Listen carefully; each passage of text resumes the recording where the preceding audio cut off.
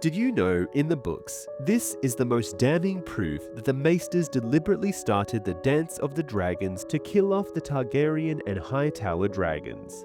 Gildane writes, "Never a man of letters, Boris Baratheon handed Rhaenyra's letter to his maester, who cracked the seal and whispered the message into his lordship's ear.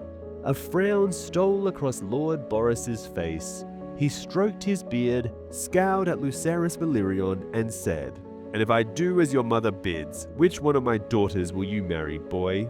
He gestured at the 4 girls. 'Pick one.' Prince Lucerys could only blush. 'My lord, I am not free to marry,' he replied. 'I am betrothed to my cousin, Rhaena.' 'I thought as much.' Lord Boris said, 'Go home, pup, and tell your mother that the Lord of Storm's End is not a dog that she can whistle up at need to set against her foes.' So, Boris completely changes mood after being told about the contents of the letter, and we have no idea what the Maester whispered into Boris's ear. But since he was the Maester of Storm's End and knew Boris's personality well, he probably reworded the entire letter to infuriate Boris as much as possible to make sure there would be no amicable outcome and the powder keg of both Rhaenyra and Alicent's children who hate each other in the same room would be ignited. This is how the Maesters do it, as Barbary Dustin tells Theon in A Dance with Dragons. "If I were queen, the first thing I would do would be to kill all those grey rats. The grey rats read and write our letters, even for such lords as cannot read themselves, and who can say for a certainty that they are not twisting the words for their own ends? What good are they, I ask you?" "They heal," said Theon. It seemed to be expected of him. "They heal, yes. I never said they were not subtle.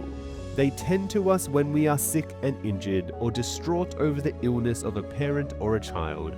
Whenever we are weakest and most vulnerable, they are there. Sometimes they heal us, and we are duly grateful. When they fail, they console us in our grief, and we are grateful for that as well. Out of gratitude, we give them a place beneath our roof and make them privy to all our shames and secrets, a part of every council, and before too long, the ruler has become the ruled." Gildane writes, "And Prince Lucerys turned to take his leave of the Round Hall, but Prince Aemon drew his sword and said, 'Hold strong. First, pay the debt you owe me.' Then he tore off his eye patch and flung it to the floor to show the sapphire beneath. 'You have a knife, just as you did then. Put your eye out, and I will let you leave. One will serve. I would not blind you.' Prince Lucerys recalled his promise to his mother. 'I will not fight you. I came here as an envoy, not a knight.' 'You came here as a craven and a traitor.' Prince Aemon answered, 'I will have your eye or your life, Strong.' At that, Lord Boris grew uneasy. 'Not here,' he grumbled. 'He came as an envoy. I want no blood shed beneath my roof.' So his guards put themselves between the princelings and escorted Lucerys Velaryon from the Round Hall, back to the castle yard where his dragon Arrax was hunched down in the rain, awaiting his return. And there it might have ended, but for the girl Maris, the second-born daughter of Lord Boris, less comely than her sisters. She was angry with Aemon for preferring them to her. 'Was it one of your eyes he took, or one of your bowls?' Maris asked the prince in tones sweet as honey. 'I am so glad you chose my sister. I want a husband with all his parts.' Aemon Targaryen's mouth twisted in rage, and he turned once more to Lord Boris, asking for his leave. The Lord of Storm's End shrugged and answered, 'It is not for me to tell you what to do when you are not beneath my roof.'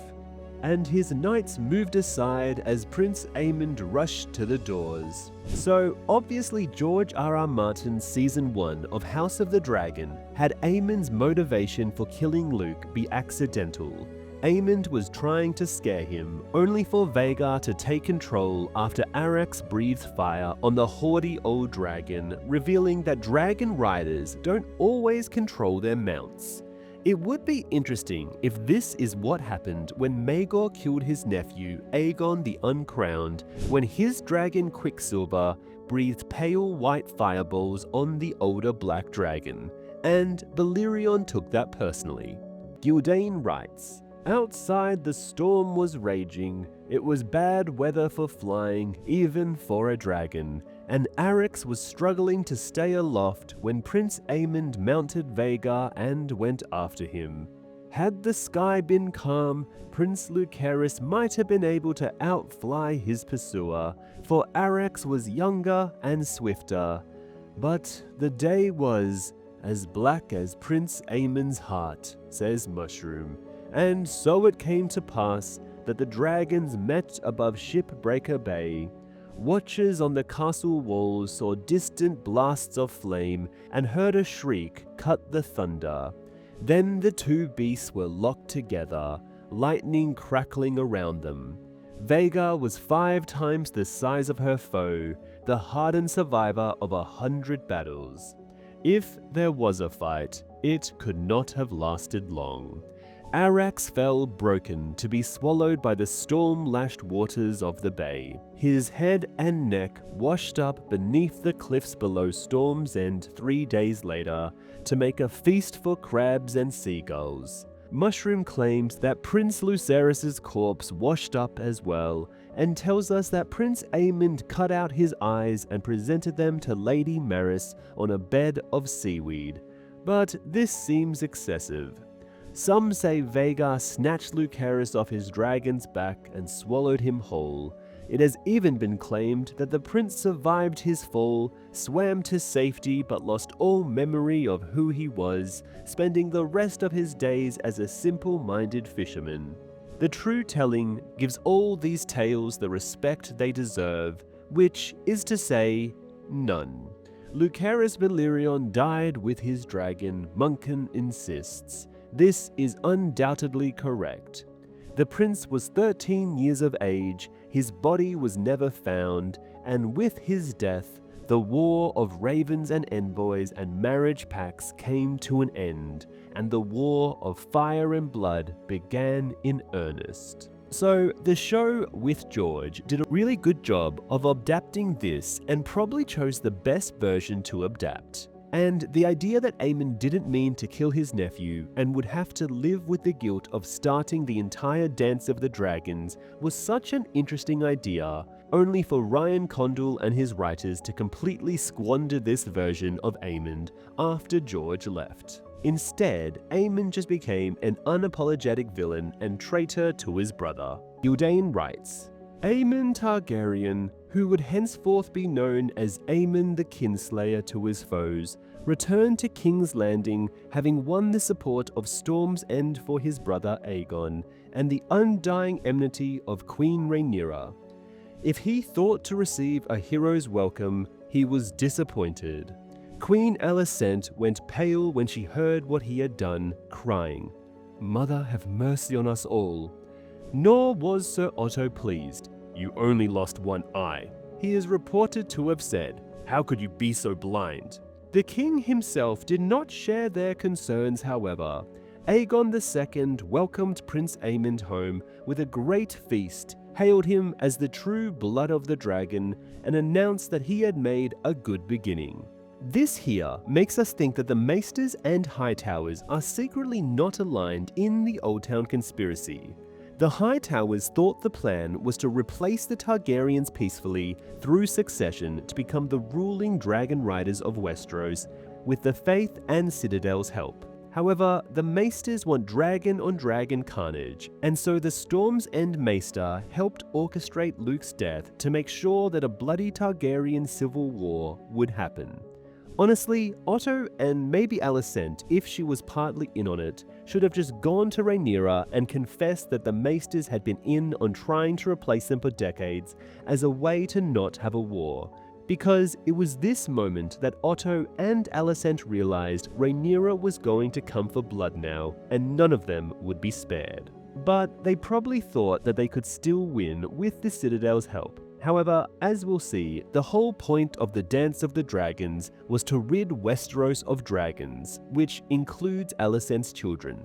Gyldain writes, "On Dragonstone, Queen Rhaenyra collapsed when told of Luke's death. Luke's young brother, Joffrey, Jace was still away on his mission north, swore a terrible oath of vengeance against Prince Aemond and Lord Boris. Only the intervention of the Sea Snake and Princess Rhaenys kept the boy from mounting his own dragon at once. Mushroom would have us believe he played a part as well. Honestly, it's a shame how Joffrey has been given the Rickon Stark treatment and barely exists in the book, and including Mushroom would have also been nice to have some levity. Gyldayn writes, "As the Black Council sat to consider how to strike back, a raven arrived from Harrenhal. An eye for an eye, a son for a son." Prince Daemon wrote, "Lucerys shall be avenged. Let it not be forgotten, in his youth, Daemon Targaryen had been the prince of the city, his face and laugh familiar to every cat purse, oar, and gambler in Flea Bottom. The prince still had friends in the low places of King's Landing and followers amongst the Gold Cloaks. Unbeknownst to King Aegon, the Hand, or the Dowager Queen, he had allies at court as well, even on the Green Council, and one other go-between, a special friend he trusted utterly, who knew the wine sinks and rat pits that festered in the shadow of the Red Keep, as well as Daemon himself once had, and moved easily through the shadows of the city. To this pale stranger he reached out now, by secret ways, to set a terrible vengeance into motion. Amidst the stews of Flea Bottom, Prince Daemon's go-between found suitable instruments. One had been a sergeant in the city watch. Big and brutal, he had lost his gold cloak for beating a to death whilst in a drunken rage. The other was a rat catcher in the Red Keep. Their true names are lost to history. They are remembered as Blood and Cheese. Cheese knew the Red Keep better than the shape of his own Mushroom tells us. The hidden doors and secret tunnels that Maegor the Cruel had built was as familiar to the rat catcher as the rats he hunted. So Daemon's go-between is Mysaria, but there's a really good theory by Preston Jacobs that Cheese is actually Larys Strong, since Cheese is never found and leading people through the secret tunnels of Maegor's Holdfast is something Varys does, and Larys is a stand-in for Varys. So Larys was the royal confessor, and yet he was unable to get Cheese's name after torturing Blood. And the text makes a point of the Greens wanting Blood's name, but they never get it, and the way Cheese talks is written like he's talking in a fake accent to hide his identity to anyone who might recognize his voice. Anyway, subscribe for more.